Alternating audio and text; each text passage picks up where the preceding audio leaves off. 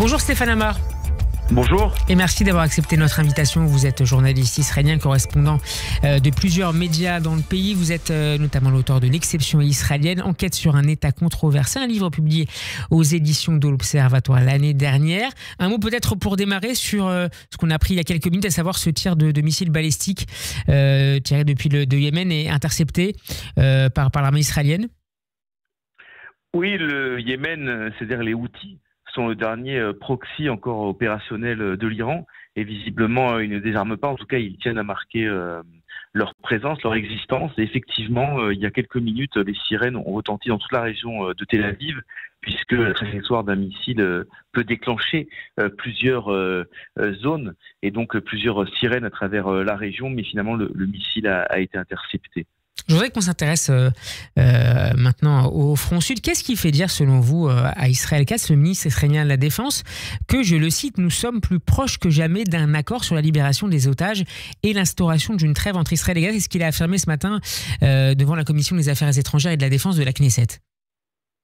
Alors, on a pu constater que dès l'élection de Donald Trump, beaucoup de choses ont bougé dans la région, beaucoup de discours se sont infléchis ou ont radicalement changé. Et c'est le cas également avec le Hamas, qui effectivement, selon les dernières informations, mais qui sont confirmées par plusieurs sources, aurait considérablement assoupli sa position et serait prêt à conclure un accord avec Israël, même en cas de maintien de l'armée israélienne dans la bande de Gaza, puisque c'était la principale pierre d'achoppement dans les discussions entre Israël et le Hamas.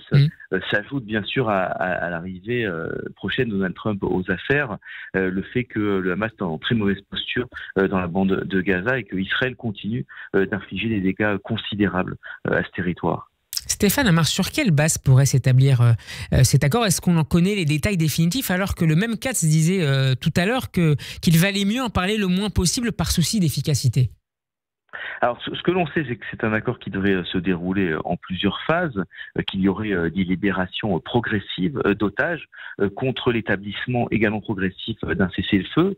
Ce que je vous disais, c'est ce qui est nouveau, c'est que le Hamas accepterait le maintien de la présence israélienne dans la bande de Gaza malgré cet accord. La présence israélienne dans la bande de Gaza, cela veut dire essentiellement sur l'axe de Philadelphie, c'est-à-dire à la frontière entre Israël et l'Égypte. C'est par là que le Hamas faisait passer ses armes par des tunnels qui avaient des dimensions considérables, mais également une présence extrêmement importante. On parle d'au moins une douzaine de bases qui seraient établies sur le corridor de Netzarim, c'est-à-dire cette fois-ci au centre de la bande de Gaza.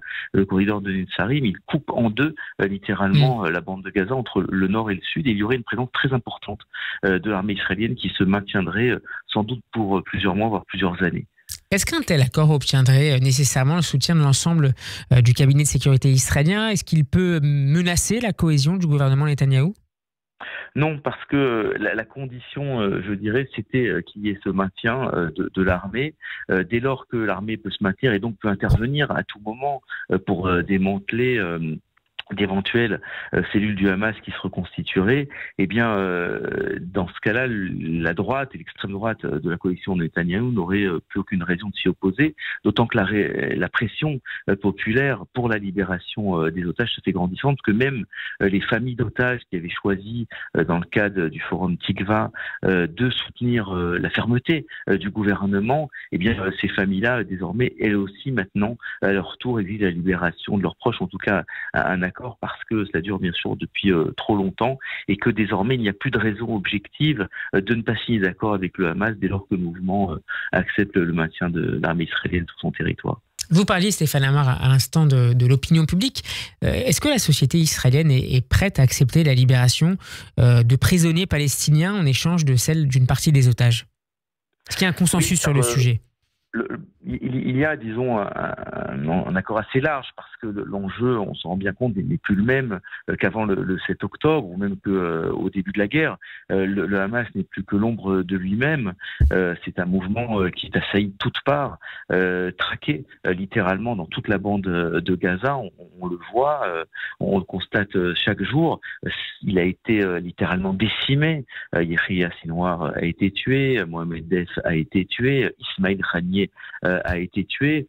C'est un mouvement qui n'a plus le soutien désormais de beaucoup de pays. Le Qatar, certes, continue, mais du bout des lèvres, elle soutient, mais surtout, il risque de perdre bientôt le soutien de l'Iran, puisque l'Iran est en recul, à la fois au sud Liban, en Syrie et sur son propre territoire. Le régime iranien fait face à une contestation accrue.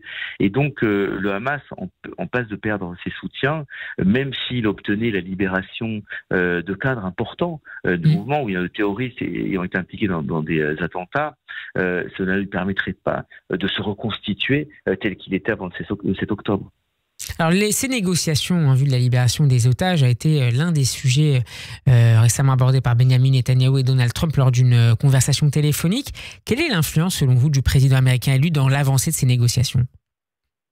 Alors, elle est considérable. Elle est d'abord symbolique. C'est ce que je dis au début de cet entretien. On voit bien que la seule présence de Donald Trump désormais dans le jeu international cause des changements très très clairs dans les discours, dans les attitudes des dirigeants. On a vu par exemple, et c'est extrêmement intéressant du point de vue du conflit israélo-palestinien, on a vu que pour la première fois, Mahmoud Abbas, le président de l'autorité palestinienne, a ordonné une collaboration des services de sécurité contre les groupes terroristes qui agissent à Jenin, à Tulkarem, et c'est de bonne volonté, je dirais, du président de l'autorité palestinienne. Et ça, c'était complètement inenvisageable sous l'administration Biden.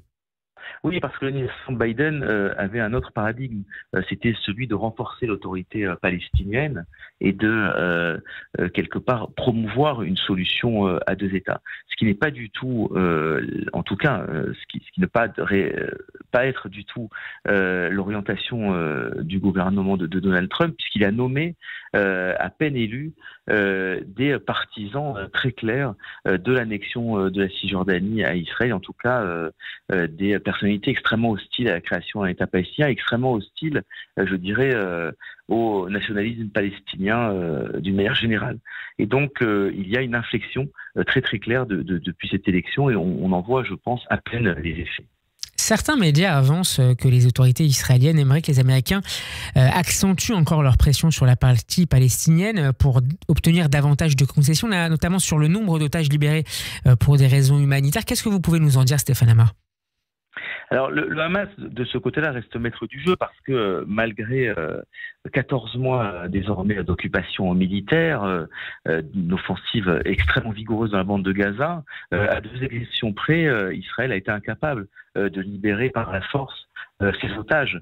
Si on sait où ils se trouvent, eh bien, l'armée estime qu'il est trop risqué de risquer une opération commando pour les libérer. Et donc, le Hamas, eh bien, peut effectivement décider qui il veut libérer, combien il veut libérer, même si il est soumis à une pression certaine, ce qu'on disait à l'instant. C'est très difficile d'exiger de lui de choisir les otages à libérer, le nombre d'otages à libérer. On a démarré cet entretien avec vous, Stéphane Amar, sur le Yémen, dont vous nous disiez qu'il était aujourd'hui le dernier proxy de l'Iran véritablement actif contre Israël. Dans sa prise de parole hier, Benjamin Netanyahou s'est félicité d'avoir vu Israël, je le cite, changer le Moyen-Orient. Est-ce que vous diriez que la position stratégique de l'État hébreu s'est améliorée ces 12 derniers mois après l'immense choc du 7 octobre ?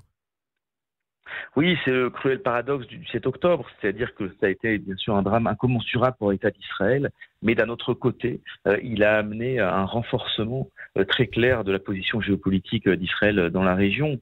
Cela a été incarné par la visite de Benjamin Netanyahou sur le plateau du Golan en début de semaine, où dominant la Syrie, puisque je rappelle que Damas n'est qu'à une quarantaine de kilomètres du plateau du Golan, il s'est réjoui de la chute du régime d'Assad et surtout il a dessiné effectivement un nouveau Moyen-Orient, débarrassé de l'Iran des mollahs, débarrassé du Hezbollah, débarrassé d'Assad et peut-être demain effectivement un Moyen-Orient où l'Arabie Saoudite sera en paix avec Israël, où les deux pays pourront développer des projets communs, notamment en matière de coopération économique, mais aussi sécuritaire, comme c'est déjà le cas d'ailleurs avec le poisson pilote de l'Arabie Saoudite, que sont les Émirats Arabes Unis, et cela bien sûr changerait complètement la face de la région. Avec l'idée que cette nouvelle donne militaire et géostratégique puisse donc s'étendre sur le plan diplomatique dans les prochains mois? C'est en tout cas l'objectif, c'est l'objectif de Benjamin Netanyahou, mais c'est également l'objectif qui est affiché par l'entourage de Donald Trump, puisqu'il faut rappeler que Donald Trump est le promoteur, avec Jared Kushner, des accords d'Abraham, qui étaient proprement révolutionnaires, puisque pour la première fois dans la région, un pays arabe du Golfe établissait des relations pleines et entières dans un climat qui n'avait rien à voir avec les paix signées ni avec l'Égypte ni avec la Jordanie, puisque cette fois-ci c'était bien une paix chaude avec des relations également culturelles, des relations commerciales extrêmement intenses, des relations stratégiques. Et c'est ce modèle que veut appliquer Benjamin Netanyahou et Donald Trump à l'Arabie Saoudite, peut-être demain au Liban et pourquoi pas à la Syrie ou même à l'Iran, puisque beaucoup d'Iraniens, notamment des Iraniens en exil, qui ambitionnent de revenir dans leur pays, de participer à un gouvernement post-République islamique, eh bien, ont déjà fait savoir qu'ils voulaient à tout prix établir des relations avec Israël, comme c'était le cas d'ailleurs avant l'arrivée des mollahs en 79 en Iran. Merci beaucoup Stéphane Amor d'avoir été avec nous. Je rappelle que vous êtes journaliste israélien, correspondant de plusieurs médias internationaux dans le pays et qu'on peut vous lire notamment L'exception israélienne. C'est votre dernier livre publié aux éditions de l'Observatoire. Merci à vous, bon après-midi. Merci, au revoir.